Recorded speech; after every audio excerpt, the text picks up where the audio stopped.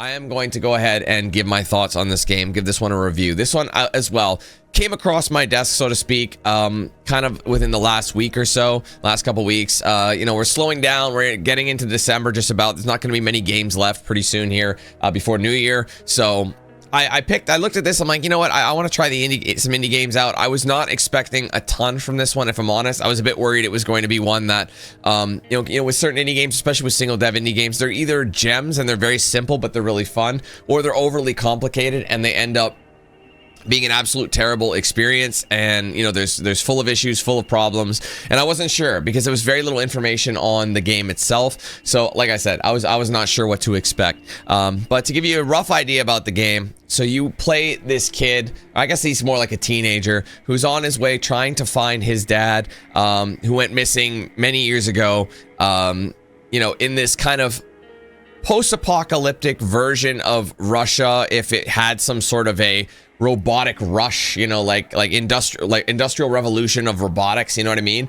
Everything still kind of looks kind of outdated, but this game takes place, I believe, in like the late 2020s, like around the time now, like, you know, 2020. I saw logs that said 26, 2027, 28, things like that. I think it's roughly in that time zone. So it's the near future basically, but it doesn't look like it. Everything looks kind of old and beaten down, but that could be because of the robotic uprising of this game. So the whole thought process of trying to find data across, you know, traveling Russia, you know, using various things to your advantage, it does blend a wide variety of genres. It's a bit of a horror in certain ways. I want to say it's like, you know, horror as in jump scary, that sort of thing. There's been a few jump scares, first person shooter, but also there's some survival elements in there as well, with a bit of walking sim. If I'm honest, there's a whisper of walking sim at times. And it did remind me throughout the game, it did remind me of various games like Half-Life 2, you know, the Metro franchise. There's a lot of references and kind of game, the way it plays out. You can definitely tell that the developer had sights on, like, took inspiration from these games and kind of applied it in his own way. So without any further ado, let's get into my thoughts on the game. First thing I'll start with is what I did not like about the game. So the first thing I want to go into is, I'd say the most frustrating thing was probably the combat. I feel like the combat was a little bit unmatched. You know, it seemed like a lot of the time you were trying to take out enemies. It wasn't so bad. I should correct myself. It wasn't so bad once you actually got a firearm, but I feel like that took a long time. You didn't get a firearm until you were way past the halfway point of the game. I think even further than that, maybe like almost 3/4 of the way through the game, or at least 2/3 of the way through, you finally get a firearm. And I will say it made a difference, but up until that point, combat was very much focused on stealth. You basically had to stealth, otherwise you're in for a melee situation. There were many times where, you know, the AI would hear things and it wouldn't make sense when they hear things. Sometimes they'd walk right by you and they wouldn't see you at all, and the next thing you'd be in a whole other state and they'd just magically know and alert everybody around them, and you have all these robots charging at you and they do an insane amount of damage even when you're blocking, especially when you have multiple enemies you're facing. It does get kind of overwhelming and you end up dying pretty easily. There was one particular moment where that did happen. Obviously you can figure out some exploits, you know, run away, strike, run away, you know, just kind of hit and run kind of stuff, but it kind of takes away from the whole purpose of the combat and how it was meant to be. Like I said, I think that it could have been tightened up a little bit in regards to that. I think the game does have a few issues with the AI. I think the AI is definitely the thing that brings it back the most. Like I said, they're very spammy, even towards, you know, the end of the game when you're actually given firepower and you can actually fight back. The enemies will basically not miss you. It doesn't matter where you are. You could be partially behind cover or fully behind cover. You'll get a random stray somewhere and you'll be losing damage quick. You know, and so you basically have to use a bunch of health just to stay, like, just to like even do anything. Although there aren't that many enemies, but like when they come in fast and furious, they really do. And there's just a lot of them, and you're dropping your health like there's no tomorrow. So I'd say that was the most frustrating part of it. I will say the game did tend to drone on a little bit. There was a few areas of it where you'd run into, you know, major information about the game, and then it would kind of derail you into this long-winded thing where it would like hide a lot of the objectives that you had to do kind of in plain sight, and not even necessarily in plain sight. There was just some things that just you know, didn't always work either. So one minute, like for example, the thing with the ladder and the drone, I'm using the drone to knock the ladder in, or I knocked the ladder like maybe 5 times and nothing happened. So I'm starting there thinking maybe there's another way I do it or whatever. And you end up not. So you end up, that ended up being the right thing. So it was a lot of misdirection or not misdirection, I shouldn't say that, but I think the things just didn't work as intended. And I feel like if they didn't have us go all the way around and do all this extra stuff, I feel like this could have been a little bit more streamlined. You know, I feel like the game was long and, you know, there's a lot in it. But I feel like some of the stuff during that journey made the journey feel tedious at times, and I feel like you're taking away from a game instead of giving you more content to play. I feel like sometimes you can do too much, and that could actually make the experience less enjoyable. So I think there was a lot of extra fat in the game that I think, you know, he should have trimmed out and, you know, just kind of streamlined it a little bit more. I think the game would have benefit if there was some content cut. Like I said, a lot of times you're on the track and you're downhill and that's like, oh, detour for no reason. You spend a lot of time and it kills the momentum of the story. Just like I said, towards the ending as well. That was just very weird, kind of plopped in there. So I don't know. I didn't really understand that per se. I wish it was more streamlined and they had, you know, they got to the point a little bit quicker. Other than that though, I'd say there wasn't a whole lot terribly bad about this game. So let's go into what I liked, and there's actually quite a lot of it because this is probably one of the most surprising games I've played this year. Not only was it an indie title, it was an indie title with a single developer. One guy made this entire game. That was a quite well thought out storyline. It was interesting, and the game itself was insanely, like, surprisingly good. Like, there's a lot here to unpack.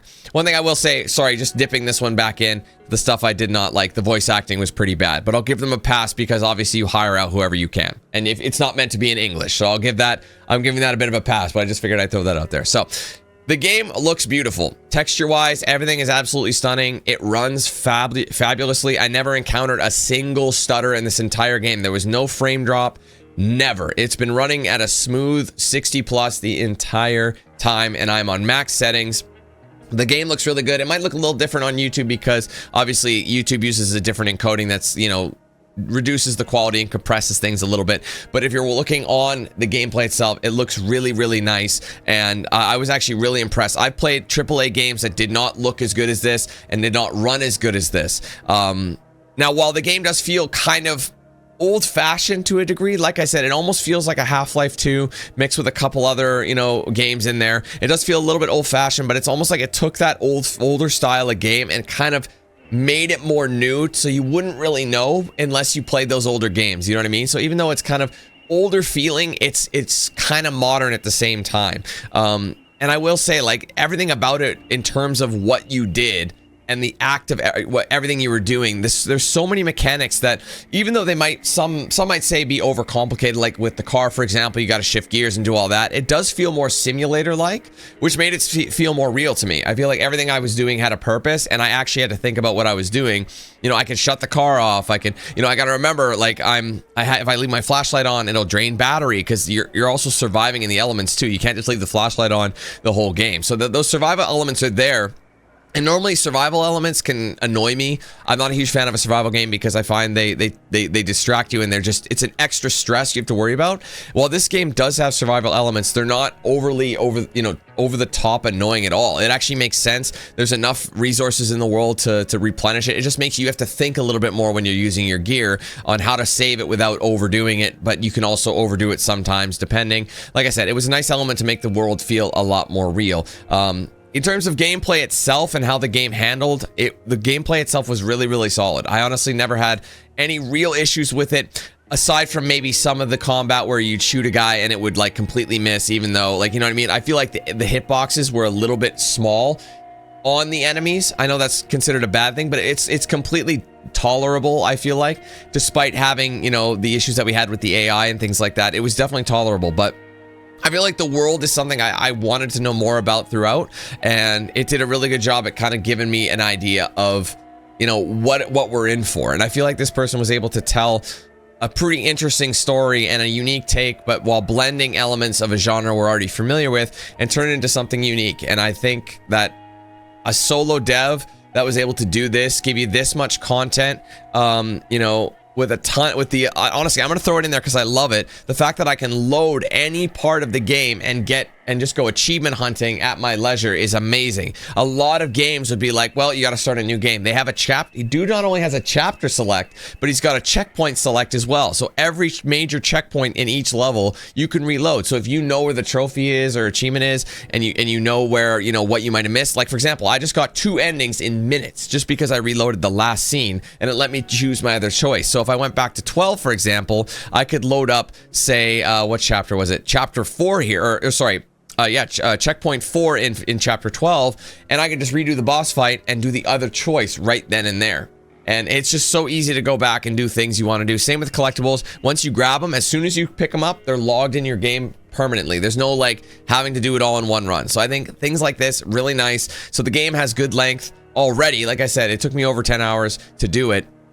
And yet I can still go back and get other achievements, and there's little hidden endings thrown in. There's just so much attention to detail in areas that you wouldn't expect it. You know, tons of fun references to movies and games. It's just, you can tell the developer actually is like a guy that, you know, like shares his interests with you, and he has a big passion for it, and just in the quality of the game and how much attention to detail that he put into things. And like I said, the game was so, like, it had no performance issues whatsoever. It just didn't. Everything just, for one person to work on this and create such an amazing product. And I want to remind you guys, I spent, I think, maybe $15, 15 Canadian dollars on this game. Okay, so for 15 Canadian, which I don't know in American, it might be around 12-ish or so. Correct me if I'm wrong, you can go check. For $12 to $15, you get a game that has over 10 hours of content, an interesting story, beautiful scenery, a well thought out, like, you know, direction with survival elements, just elements of all these games with, like, you know, references to some of your favorite games and movies, just things that thrown in. It's just like, this is like a love letter, this game, you know, like this dev really gives a damn about it. And you can tell, and he's not asking for much. Based on the fact he's charging so little, I don't really see how you could pass up a game like this. It might be a little bit slow paced for some people, certain areas. Like I said, there are certain things about the game that slow it down, but it's just, it's so forgivable just for the price point alone. I really don't think you could give it any real grief, because dude is not reaching. He could have easily charged like 25, 30 US, and still it would have been worth that price point, because it's just, there's so much for your money in this game. And like I said, the fact that he's not charging anything, again, you can, there's replay value here. You can come back and collect things as you, you know, at your leisure, easily get the achievements. You can get that completionist, you know, get your completion done, get the achievements, you know, all this other stuff to do in the game. There's multiple difficulties, you know, there's lore here, there's Easter eggs, there's so much stuff to see for such a low price point, man. It's just, it's a no-brainer. You gotta check this one out, man. I think it's really, really cool. Is it gonna be like a perfect game? No, it definitely is not. So with that being said, let's go ahead and summarize. So, despite the game having pretty shoddy AI, it drones on here and there, and there's some puzzles that you kind of get stuck on that don't really make sense, and they're kind of convoluted. Despite having that, and, you know, kind of you lose direction. You spend a lot of time on certain things that you don't need to spend time on, or, you know, the game might get derailed by a certain section of the story. Despite those things, the game is super affordable. It looks really good. It runs really good. There's a lot of cool references, and, you know, there's a lot of, like, you know, it's really easy to access, you know, a load, you know, a checkpoint, so you can get some achievements. It's got an interesting story. It's got interesting characters. It's got a lot of cool mechanics, and it all blends these mechanics together. Obviously, despite having amazing voice acting, like I said, I'm giving them a pass because, like I said, it's so damn cheap. You can sound like, you know, you're talking to a brick wall. I don't care. This guy managed to make something work, and I gotta commend him for that. So, with that being said, with, you know, giving all these things in and applying them, I think this game deserves an 8.5 out of 10. I don't think it should go any higher, because those problems can get annoying, and there were a lot of moments where I was really frustrated. So I don't want to give it like a 9 or a 9.5 or anything like that. But like, for like an 8.5, I think is more than fair. It's such a good price point. Those problems are super tolerable. And like I said, it's just, this is really something special, I think. I think it's something completely different. but it's also familiar, so you can jump into it pretty easily, even where the things like drop, you know what I mean? Like, I think if this game was way more expensive and there were way more problems and it didn't run as good, I think that score would have been way lower, because I just don't think it would be that special. But I really can't fault it. Bit of a surprise. I did not expect this game to be as good as it was, given all the circumstances. So there you go. That's going to be it for me today. Thank you guys so much for watching. I hope you enjoyed this one. If you did, be sure to leave a like, comment your thoughts below, and make sure you subscribe if you're new. Turn on those post notifications with the bell icon so you don't miss anything I put out here on the channel. Be sure to like, follow my socials, Facebook, X, Instagram, Snapchat, and Discord. Those are linked in the description below.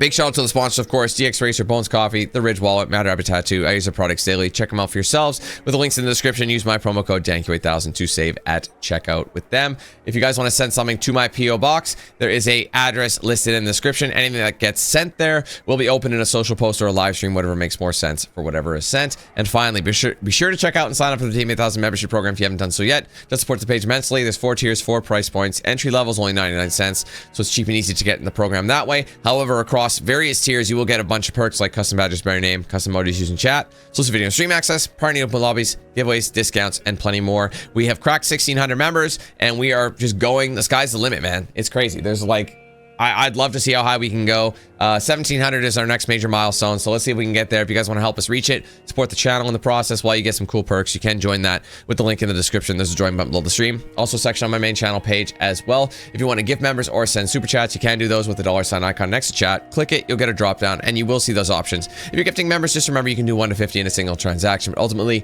you can gift as many as you want through multiple transactions, all right? Put in a long day today, guys, so I'm going to take off. Thank you so much for watching. Hope you have a great rest of your day, and hopefully we catch you in the next one soon. All right, we'll see you then. Take care. Peace. Who's the man with the plan? If you feel trouble wildin' wild on these violent and hit you 8,000. Wait a minute, hold that style, it's dialed in. Goddamn Billy Jack, we still riding, tires flat. I hear them sirens, see shots flying, so we driving, fire back if they ain't vibing. Lie with that, got me dressed up in all black. What up? Hood up, and I see them haters try to run with us, they gon' need inhalers. Gotta breathe them hard just like Darth Vader. Players, grab your respirators, night invaders get lightsabered. Mask on for the shooters, move like trash to bed intruder. Got that Glock and got them woofers, just press play, I'll keep it moving. Who is not still, you damn fools? Keep it fresh like canned food. There ain't nothing we can't do, so tune into that damn Q. Yeah. It was never, ever a game.